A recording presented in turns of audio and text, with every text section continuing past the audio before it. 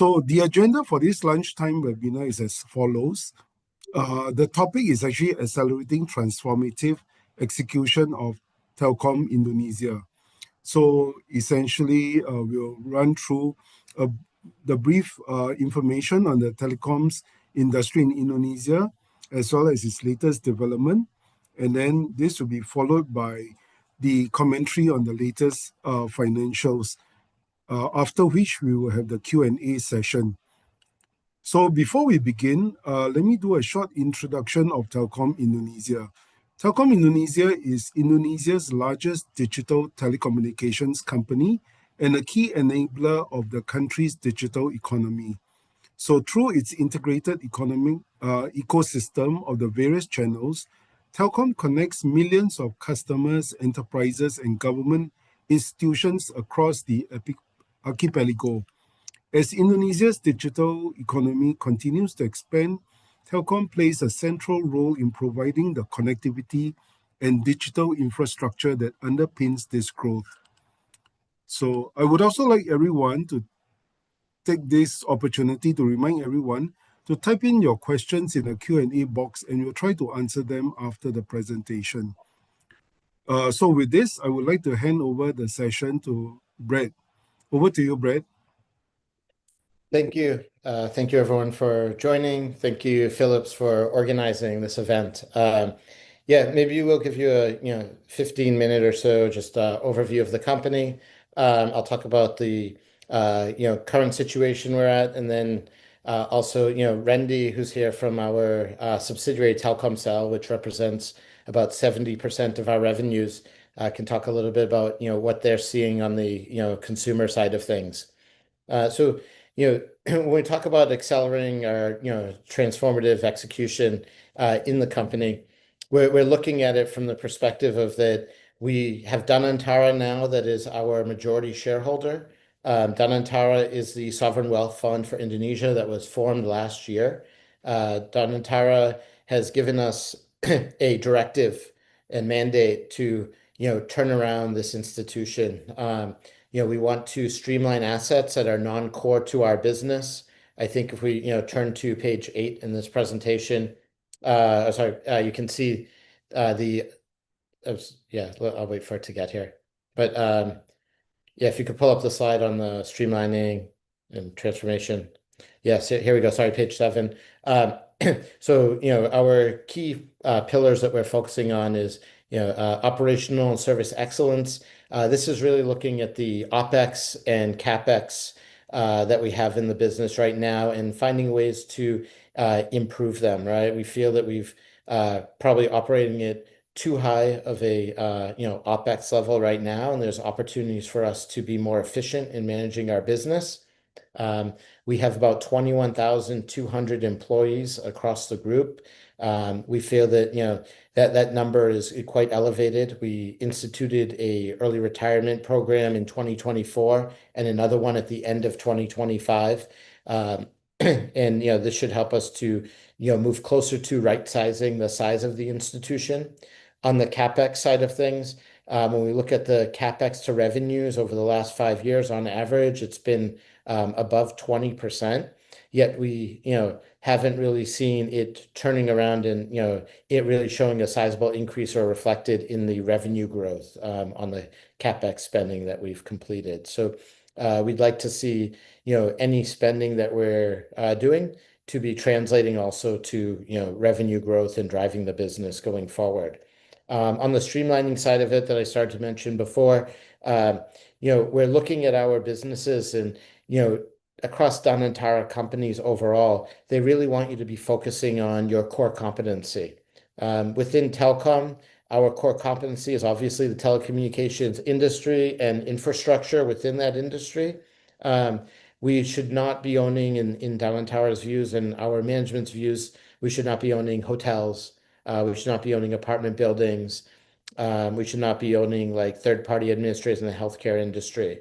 So we have a team that's working on helping us to streamline these businesses, whether it be through divestments. These divestments would bring in cash that we can then special dividend to shareholders. I think, beyond that, looking at potentially taking other businesses that are just not performing or non-operational and closing them down, and other businesses that are more aligned with similar parts of our existing business, moving them in and merging them to those businesses. So these are all transactions that we're working on doing that can help us to provide dividends in the future, special dividends to our shareholders overall. When you look at what Danantara is giving a mandate for the BOD, it's based on total shareholder return. So total shareholder return in the sense of our share price appreciation, but also our dividend that we're paying out as well, having an impact on that. And our current dividend yield, if you look at it right now, is north of 7%. So we're at a quite attractive point where we stand. We were able to sell our third-party administrator business. We announced it about a couple of weeks ago. This business we sold to Fullerton, which I think a number of you are aware of. Fullerton being a Singapore-based healthcare industry business. That would provide us with cash that we could then potentially special dividend out to shareholders. Other key assets that we would look at streamlining, aside from the ones that I mentioned, we also have a venture capital business. That could generate at least a couple $100 million in cash that we could then go and dividend back to shareholders as well. So if we flip to the next slide just briefly, I kind of want to show you, sorry, one more slide down to slide 9, the total shareholder return. Yeah, so if we're looking here, this is how we're looking at achieving our total shareholder return, right? Aside from share price appreciation, we look at the ordinary dividend on a business as usual basis. This would be about, last year it was 89%. We think we can continue to maintain that at that level or potentially even higher for a couple of years. And then in addition to that, a value unlocking dividend. And that value unlocking dividend will come from the streamlining that I just mentioned to you. And then I'm going to talk to you about unlocking value shortly. But this would be special dividends that we would provide. And then next on that would be our share buyback program, where we had about 3 trillion in buyback that was approved at our AGM in May of 2025. Through December, we bought back only a very small amount, only about 100 billion of that. We will be active in the market in the first half of 2026 on the buyback side of things. So we would like to utilize a portion of this 3 trillion buyback. Through it expires at the end of May of 2026. We would also look to consistently have a buyback in place going forward. So these are the components that we're looking at on our total shareholder return. Share price appreciation, dividends, special dividends, and using buybacks as well to support this. Now, if we go back 2 slides again to the strategy, we're looking at the unlocking of value here in the lower left-hand quadrant. There's a couple key drivers of this, right? The first driver is our fiber assets. Our fiber assets currently account for about 12 to 13% of our EBITDA. These fiber assets are by far and away the largest fiber assets in Indonesia. We have close to 800,000 kilometers of fiber across the country. In our view, we would like to bring in a strategic partner on this. So we're spinning this asset off into its own entity. There's a 2-phase spinoff. We've already completed phase 1 in December of 2025, and phase 2 will be completed ideally in June of 2026. So in the next quarter. Once that's done, we will progress with looking for a strategic investor to come into this business. That strategic investor could be an infrastructure fund on the private equity side. It could be another investor that we have, maybe someone like Singtel or someone like that, or it could be a number of other overseas investors that are quite interested in this asset. It is spanning the entire country of Indonesia.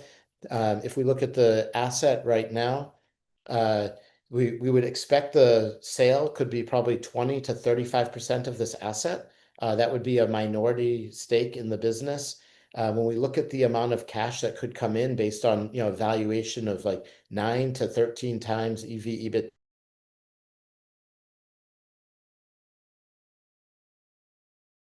$1 to $3 billion potentially coming in. This is money that we could turn around and dividend out to shareholders in special dividends over the next couple of years. So ideally, we could find a strategic investor to come in before the end of 2026 or at some point in early 2027 and be able to provide dividends from this back to our shareholders as well.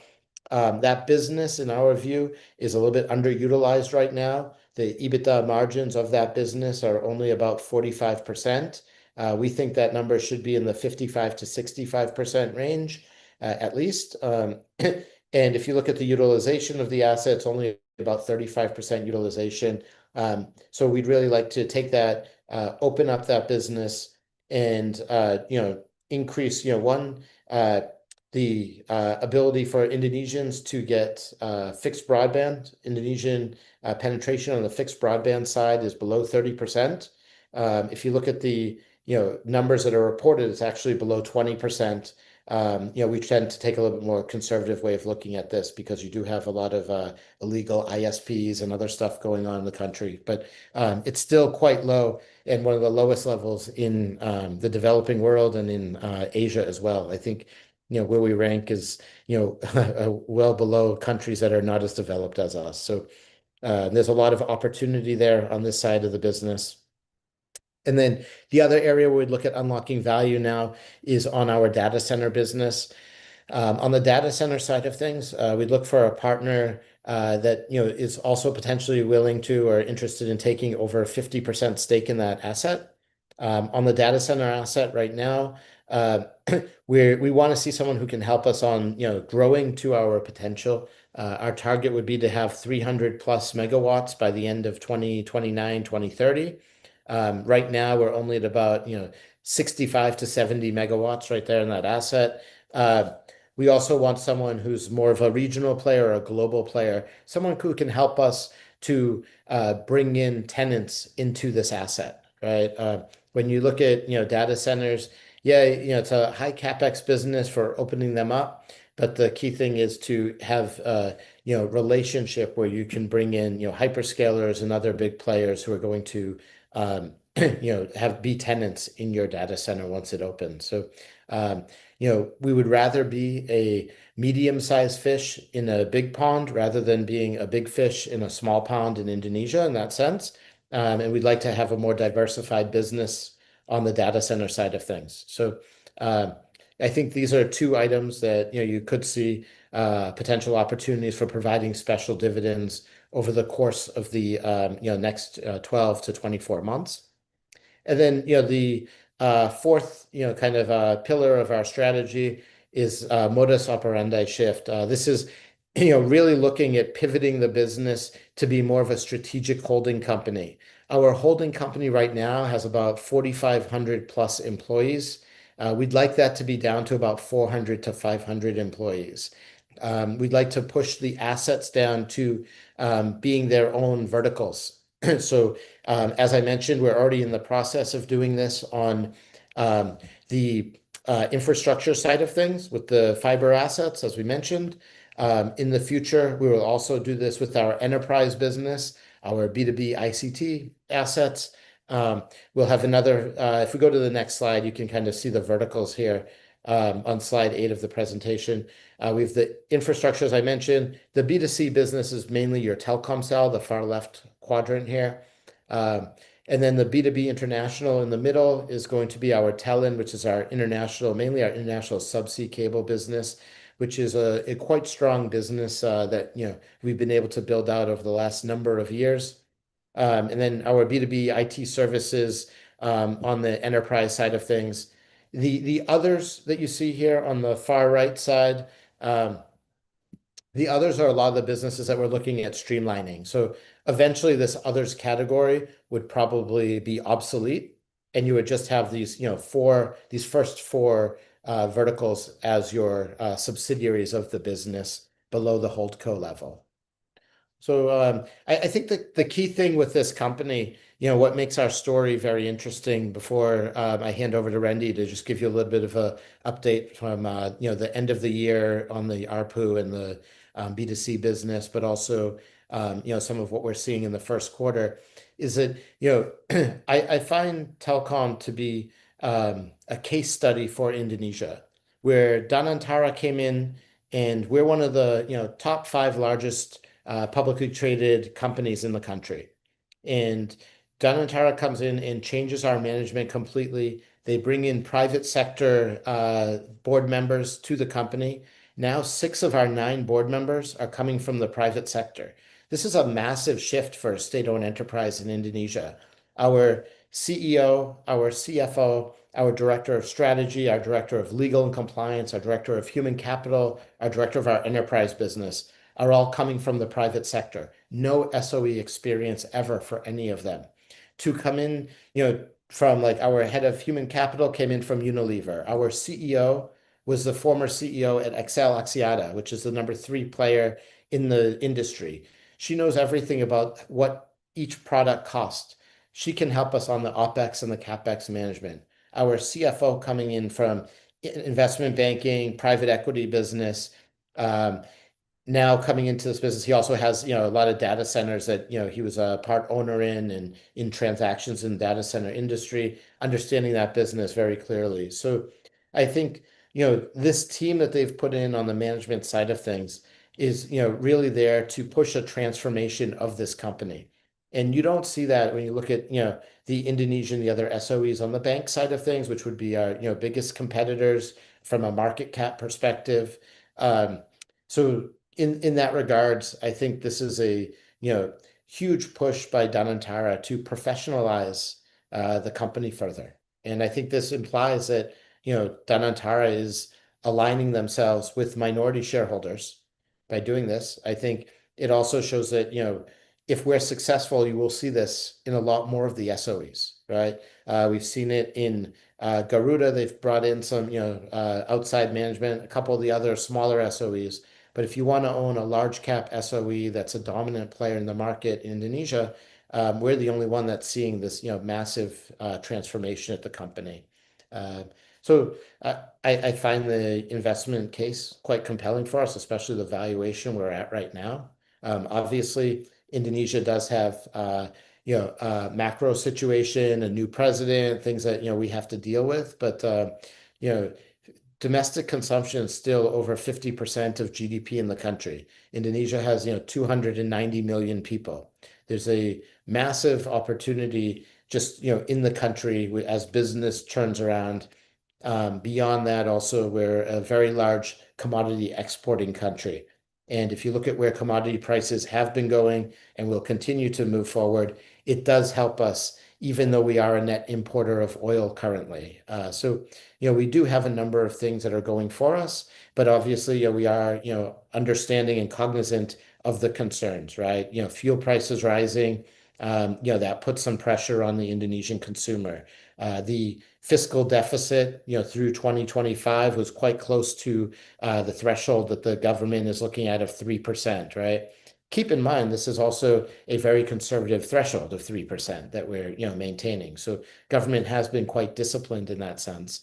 And, we do have a new president who has been continuing to try to put his influence overall in the economy and make sure that we're shifting in the direction of where he wants to see the country going. So, there's a lot of, moving parts when it comes to that and uncertainty that impacts things. So, that's a little bit of an overview of, the company strategically, and then also, overall Indonesia. Obviously, I'm sure there'll be a lot more questions on it. Randy, maybe you give a little bit of background, just, the end of the year and, going into 2026, what you're seeing at Telkomsel, just because it's such a huge part of the business. Sure. Thanks, Brett. I think just to be brief, we all know that we have a 3-player market now in Indonesia, especially in mobile. And it's actually been a very a positive catalyst for, having a very healthy competition. And we have seen this for the last 2 quarters. I would say moving into first quarter of this year, we still seen this positive momentum being taken positively by all operators as well.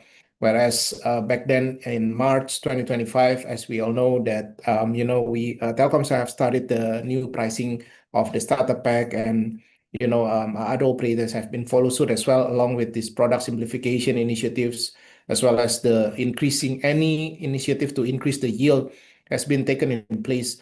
And I think Telkomsel itself has been making a gradual pricing adjustment throughout the year, throughout the end of the years, as well as the beginning of this year as well.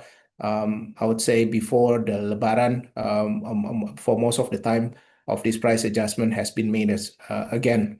So up until now, I think amidst this macro condition, we are also been very prudent and also be mindful of this. We are trying to adjust here and there to still catering this current condition along with this healthy market repair and also the price right initiative to be applied in the market. But so far we have seen a positive growth since we haven't released the Q4. We able to see the Q4 growth in the positive ways along with this outlook of this Q1 as well. We believe that the industry overall, especially for the competition, has been much more benign comparing to many other times before, especially when we have this three-player market in place. And I think the pushback currently is also coming in from the current investment requirement from all operators or for the overall telco industry. Remembering of this 5G spectrum auction, the upcoming one, and also the fixed broadband initiative been consolidated to all operators as well. And not to mention for other operators need to expand their businesses to ex-Java as well. So I think all this has been, giving a positive momentum and also growth rate to the overall telco industry in Indonesia. And we are as an incumbent, especially we need to still leading this, I would say, initiative to be moving forward in the healthier or, a better positioning comparing to before. Thank you.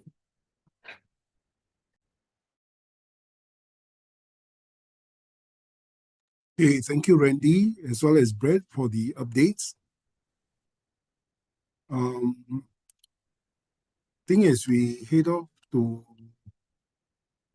Is there any other updates that you would like to share before we move into the Q&A part?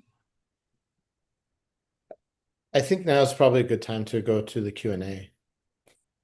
Okay, thanks, Brett. So just let me take a look at some of the questions that are being posed. Pak Gunawan, you have the questions on your side? Yes, we do. Okay, so maybe we can start off with the questions then. Okay. Thanks, Manchong. Thanks, Brett and Randy, for the presentation. There are a few questions that are coming in to our Q&A section. So I think the first one will be interesting to hear about the dividend policy. So the question is, what is Telkom's dividend policy this year? Is there any hint on the how much or when, or is there any special dividend like that? Yeah. Anyone, Brett or Randy, can answer. Thank you. Yeah, thank you, Pak Gunawan. On the dividend side of things for this year, so for the full year of 2025, I think if we look at our 9-month reported numbers, I know that's a little bit dated and stale, but you can see that our bottom line numbers were still down on a year-on-year basis. We would anticipate that we would see a bottom line contraction for the full year. I think that's obvious given that we were 9 months in when we reported those results. But the BOD has seen our cash flow position continue to increase. Right. So when we're looking at our cash position in the business overall, rather than focusing on the P&L, if we're looking at the cash flows, we feel that there's an opportunity for us to continue to pay a dividend that's in absolute terms of the same level or higher than it was in 2024, what we paid out. That would imply that if our net income is going to be lowered, imply that our payout ratio would go up, right, from the 89%. So I think what I'm trying to convey is that we're comfortable from a management team's perspective of increasing the payout ratio above 90% for 2025 full year to maintain the dividend the same or increase in absolute terms on a year-over-year basis. When we look at the assets that we've streamlined or the opportunity for a special dividend, I think special dividends are probably more likely in 2026 because we're still in the process of closing the Admetica transaction. It was just announced about 2 to 3 weeks ago. So that would be a 2026 event. I think for 2025, there probably won't be a special dividend. It will just be our normal business as usual dividend at a higher payout ratio than we saw in 2024.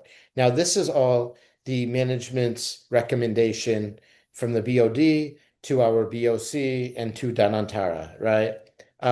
Danantara will propose what the dividend will end up being, right? The payout ratio. And then that will have to be approved by them and by minority shareholders at our AGM that will happen in June. So what I'm trying to say is management wants us to be higher, but obviously we're also at the whim of what Danantara would like to see. As I did mention to you before, Danantara views its SOEs based on total shareholder return. So that should theoretically be aligned with us being able to pay out a higher percentage of our earnings as dividends. Okay, thank you, Red. So I think still related to dividends, and we'd like to probably know more about the capital allocation from telecom management. How does management see the balance priorities between buyback program and then substantial capex requirements and potential distribution of dividends that you mentioned before? Because all of these require quite a lot of capital allocation, right? So is there any management view on this? Yeah, it's a very good question. So maybe I'll start at the least important overall and then move up to the most important. The buybacks are something that we'll utilize from time to time in the market, but those are not our biggest priority overall. And then so I would kind of put buybacks a little bit aside and assume that we'll be there, but like as I mentioned, out of the 3 trillion that we had approved, we only had spent about 100 billion, right? So an extremely small amount through the end of the year. But I did mention to you that will pick up through the next couple of months and through the first half that we saw of 2026. When we look at CapEx spending, the goal is to keep CapEx spending at about 17 to 19% of revenues. So that is a decrease versus where we were at on the average over the last 5 years, where you're north of 20%, right? As high a couple of years, you're 24, 25% at least, right? And even higher. So we would like to see that number maintained at about 17 to 19%, but we also want that to be more effective and efficient spending. Any dollar that's going out, we would expect to manage and understand where the returns are coming from that dollar that's being spent, right? So this is under our our CEO who understands all of the metrics and spending in the industry, but also being pushed down through all the other directorates that have sizable CapEx spend. And maybe if Randy wants to add anything on the CapEx side of things, please feel free. Beyond that, on the dividend side of things, we as I mentioned, we still want to be aggressive in paying out dividends. For this year, that could be supported in the future though by special dividends as well. So over the next couple of years, maybe the dividend payout ratio does start to come down if we're offsetting that with higher special dividends. But from an absolute perspective, it would imply that we could maybe maintain a 7% total payout ratio, total dividend yield of 7%, even as we ideally will see the share price appreciating over the next number of years as we execute on our strategy. Now, I would keep in mind that our net debt to EBITDA level is only about 0.46%. It's a fraction of where our peers are at and industry averages. Over the next 3 to 5 years, we would like to see this increase closer to 1 to at most 1.5%. Right? This is 1 to 1.5 times, right? So if that happens, we can basically run the business more efficiently. We can improve profitability metrics, and we can utilize some debt financing to support some of the initiatives that we want to have as well. So keeping in mind that when we talk about these high payout ratios and the dividends that we want to pay, one, we do probably have special dividends coming in, and two, we're so under-levered right now that there's opportunity to leverage up to support the business growth and expansion as well. Okay, thank you, Brett, for the answer about the dividends and capital allocation. So the next question, I will probably jump to totally different kind of questions. Is about Internet Rakyat. For those of you who haven't heard about Internet Rakyat, is a program by the government of Indonesia to provide very cheap or low-cost internet service. So related to Telkom, the question is, will Internet Rakyat be a potential competitor for IndiHome, according to your opinion? Yeah. Okay, maybe I'll jump into this, Pak Gunawan. I think, first of all, IndiHome has been present for quite some time. I think 2.5 years back, especially back in Telkomsel, it was spin off by Telkom, right? But before Telkomsel, IndiHome was also been introduced by Telkom long time ago, starting from Speedy, what it's called. So I guess if you comparing whether it's going to be a competition or not, it's not going to be a head-to-head or par comparison. In the back of the structure, the technicality of the structure of this internet being provided, right? First of all, Internet Rakyat is basically the basis was the FWA, right? Fixed wireless access, whereas IndiHome is a fixed broadband. And I think aside from that, the cost structure is also different. Also the quality, meaning, aside from put aside the pricing, I guess it's just a function of a cost structure of this service being provided, right? And I think lastly that we are looking at if the biggest difference is the network coverage, right? Since it's been served with fiber, and I think this fiber is also the main purposes back then was the fiberizing all the BTSs for Telkomsel, and now it's been used for the homes passes, I think, and it's been quite spread all over Indonesia. And later on, if Internet Rakyat will be run, it's going to be using the existing BTSs through the transmitter to provide the connectivity to the homes, right? Of course, with a specific receiver, which is the modem itself. It's a very different ecosystem that we're actually been running.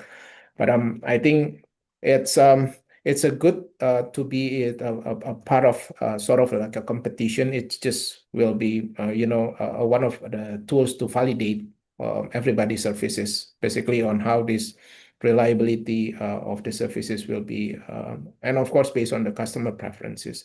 But I cannot say specifically whether it's going to be a contender or not. But since we are running in the same, I would say quite the same services. Yes, potentially it will be a good competition. But if you ask whether it's going to be a threat or no, I think we are at a different scale. Yeah. Right. Thank you, Pak Randy, for the answer.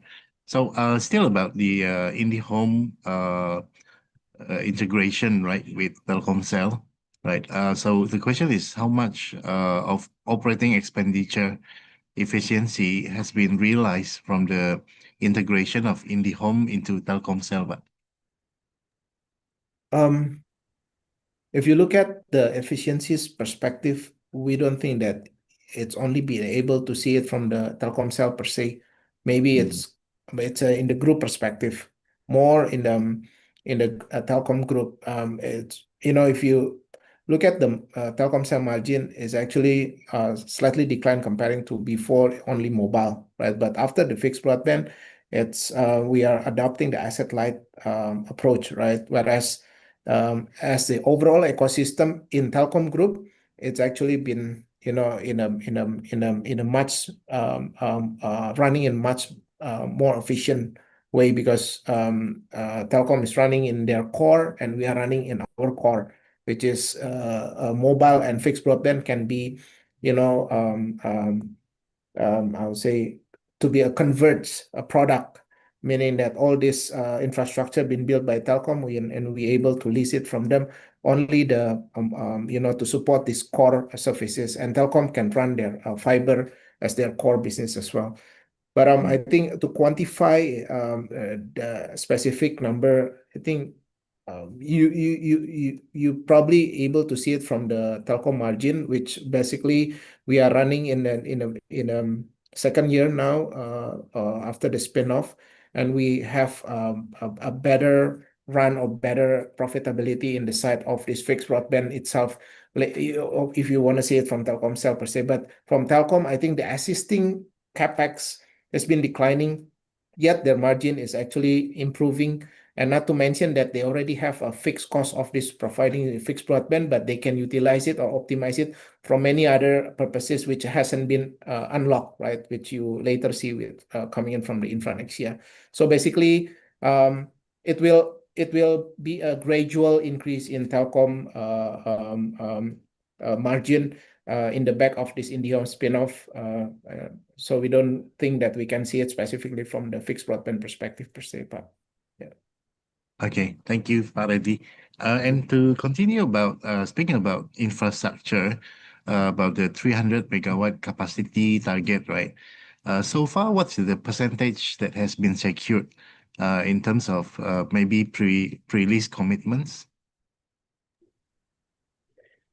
For expanding it to reach that number. So we're in the process of still building out additional floors at our Cikarang location and at Batam.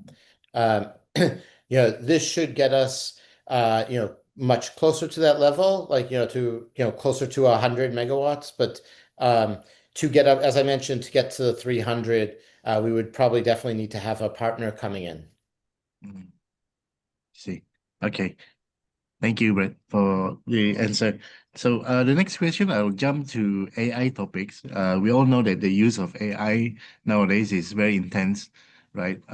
Including amongst Indonesian public users. So how has AI impacted on your the capacity of Telkom's infrastructure? Is it something that quite like a burden for the infrastructure of Telkom, or in terms of like maybe power requirements and so forth? Is there any impact on that? Yeah, maybe I can start, and then maybe Randy can add if he wants to from the Telkomsel side of things. Yeah, I think when we look at the huge increase in utilization of AI over the last year and a half, 2 years, we do see one, a lot of opportunity going forward. There's opportunity for us to improve the efficiency of our business on this side. Obviously, there is going to be an increase in energy utilization as well. So we will see all of these things conforming to have an impact on the business going forward from the holdco level at Telkom. Through our data centers, obviously there's more and more demand for them and for expanding that business, but it also implies a lot of capex and a lot of energy needs that go along with it. And we're obviously trying to utilize green energy for a lot of this as well, renewables. So that also has an impact, the ability to expand and obtain, the energy that's needed to, run these data centers. So we do anticipate that there'll be additional costs associated with this, but it's also, opportunity in, improving efficiency for, everyday operations in the country. As I mentioned before, we are, looking at streamlining and ERP and other, programs to try to improve the efficiency of the business and, cut the workforce down from the current levels it's at. I think this is quite common when you look across the industry, though. Any, players that we've seen globally are, looking at, continuing to utilize AI to improve efficiencies of their business.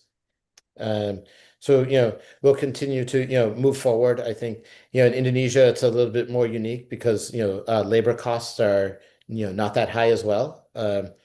And, if we look at the users of AI who are using it in a, more, aggressive manner, a lot of them will be like, foreign players that have come into Indonesia. So, we'll continue to be supportive of, all sides on that business. Randy, if there's anything you'd like to add from the Telkomsel side of things. I think it's well said, Brett. But overall, I guess Telkom and Telkomsel is not, specifically an AI provider, but we have all the ecosystem and all the use cases can be built in our side. And not to mention that we have the fiber capacity to support all this connection and capacity, right? So the biggest fiber provider, not to mention that the data center, we also have the biggest as well. And while the the eyeballs and all the use cases and in the Telkomsel we have also adopting this AI for our network and also billing system. So all these use cases from AI, we able to support it internally in Telkom Group, but also as later on the thesis of this Infranexia has been only serving Telkomsel. And later on, if it's open for external, of course, we have the ability and differentiation to, provide this capacity for other external parties as well, which it's already been, proven up until now. And yes, the summary, I guess, we have adopting this AI in the gradual manner, in the most feasible manner, I would say, because we are trying to be adaptive, but at the same point of time to lead this movement in Indonesia specifically. Yeah. Thanks, Brett. Okay. Yeah. Thank you, Brett and Pak Randy. So now I think the next question is we're jumping back to the buyback plan for Telkom shares.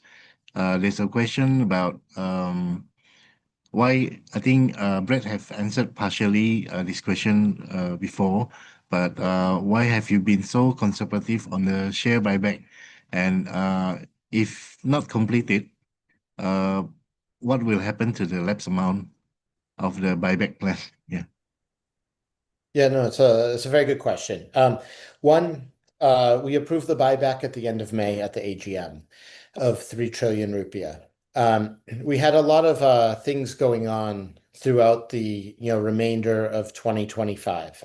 The first phase of the infrastructure, the fiber asset, the infrastructure spinoff was going to be completed in December, as I mentioned, of 2025. So around that, if we did not receive approval from investors, or if some of the investors did not want to support it, we would have to offer them, there's a mandatory buyback we would have to offer them as well, post that transaction. So we received 99.6% support of the transaction. In addition, the offer that we would have to buy back at would take like I think the 3-month average share price prior to the transaction. And that would have the share price did very well going into the announcement. So you would have been buying back shares at like a 10% discount to what the share price was at that current point. So there was limited interest in people, having their shares bought back, but we wanted to be prepared just in case that were to happen. It's still a minimal amount of overall buyback, but we also were concerned if people did not approve of the transaction, that they would sell the shares and that we would maybe need to have the buyback ready for that period of time. We also saw a lot of strength in the share price. I think if you look at since July, July to December, the share price was up what, 15+%, almost 20%. If you look at, from the low point, the share price was up about 40 to 50%. So we were less aggressive in buying back shares.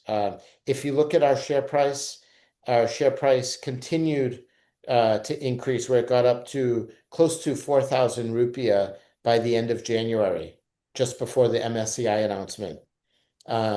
We didn't see a real rationale to be aggressive buying back shares when the share price was moving up on its own. Obviously, with the MSCI announcement and the concerns around that with investors, the weakness we saw around the potential for Moody's, their negative outlook that they gave for Indonesia, also with S&P. And then, concerns around the current situation in the Middle East, along with other items going around, regarding Indonesia, right? With, where the fiscal deficit is at, any other, concerns that investors have had. You had the situation with, one of our other, top major market cap companies in the country, with, some of their assets, potentially there was a risk that they were going to be seized by the government, and then, that risk kind of subsided. But all of these things were a little bit negative. So we did start to get a little bit more aggressive on buying back shares the last couple of months. But we also, we're announcing the, restatement that we're doing, and we were announcing the, culmination of, some other items that were, impacting our historical numbers. And we wanted to kind of save the buyback for at some point after that. On the buyback side of things, obviously around that information, the 6K coming out and stuff, the press release on the restatement, we did not want to be buying back because we're NYSE listed as well, right? So we're also, our regulators are not only Indonesia, but it's also the SEC. And we, did not do any buybacks around any announcements that we do that are, 6K related on, that go through the SEC as well, because they frown upon that. And we like to try to practice, the highest levels of corporate governance that we can, particularly as a, directive from our new management team for the last year. So yeah, we're not going to execute the entire buyback. I think out of the full 3 trillion, we would like to be active in the market, but you look at days like today and the last couple, yesterday, the share price is going up, right? We can't be buying when the share price is going up as well. So that puts a little bit of pressure on it too. So that's primarily the reason the first half of the the new year, right, of that buyback being approved, was the share price doing quite well through the end of 2026. And the second half, looking at, this first, going into May of 2026, we've been, a little bit more aggressive, but it's hard for us to buy back too much. And, we also, understand what's happening globally. And I think if we're buying back aggressively and our share price is, positive when, times of global de-risking and people moving to dollars, I think, we don't want to, manipulate the share price to an extent, right? So we'll be modestly in the market, but we're going to also let the share price kind of go a little bit with what the market's doing as well. I think that was quite evident when you saw the MSCI announcement. Our share price fell by over 10% that day. It had nothing to do with our share price, right? We have nothing to do with this. Obviously, the risk that we could be downgraded from emerging market as a country, that's country-related risk.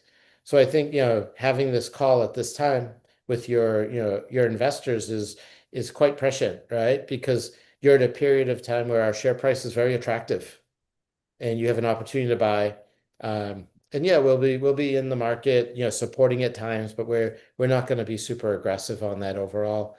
We will look to extend the buyback and increase it. So we do want to maintain a buyback going forward. But also, when you buy back shares, There's also a question, what will you do with those shares once you buy them back? Right? So will you cancel shares? If you cancel shares, you've got to be cautious on that to an extent because we have, we're SOE, we have, down entire ownership. Also, the other option is, will we create like a ESOP plan or something else? I think, that's more attractive overall. So that could be something that our director of human capital looks into. Those are all discussions that we would have, at some point in the future. But we are, as I showed you on that, slide 9 of the presentation, we are, supporters of buybacks. We will continue to buy back shares. We will continue to have a buyback outstanding, right? That slide's not going to go away. That is how we want to, manage capital to an extent and total shareholder return. It will always be a component. It's just, the bigger component will be the dividends and the special dividends, but buybacks will also be something that we will have there. Okay, thank you, Brett, for the explanation about the buyback plan. Yeah, I think the next question is more like a customer experience with Telkom and Indihome. The question is about how is Telkom going to fix or improve the reliability of internet connections and customer service, especially for Indihome, and some comments also about how cables are. A lot of cables on Indonesian streets, including internet cables and all that, right? So how is Telkom planning to do anything about it? Or yeah, if you can answer that question. I think this is more like a customer experience kind of question. Yeah. Yes, thanks. Maybe Brett. Randy can start and then I'll add to it as well. Go ahead, Randy. Yeah, thanks, Brad. I think we are trying to always be improving our services along with our developing our infrastructure, right? But I think to serve 515 cities across Indonesia, and we are not trying to be defensive. There's always been definitely a bad and good side of these services that we are providing. But most importantly, we are trying to improve all this all along.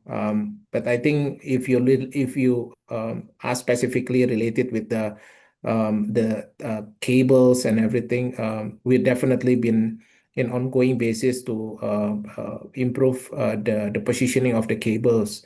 But related with the speeds, I think it's also connected to the location, so many factors of this speed related issues, and not to mention that the connection, the last miles, there's always been complaints about that as well, which not all of these factors is always under our control. But again, as much as we want to make sure that this service is running well, any complaints, it's good for us, meaning that we are keep improving and we know where to improve. And if you can also share the location, specific location, we definitely will, try to fix that as fast as possible. So feel free to give us the any complaints or any specific location that we can get.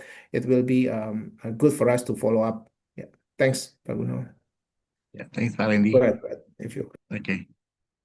Right. So I think the next we move on to the next question.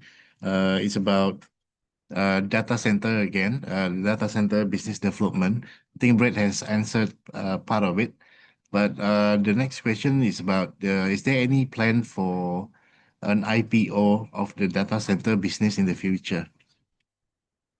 I think that would probably be a long way into the future. Currently, any investor that we're looking at would be probably on the private equity side.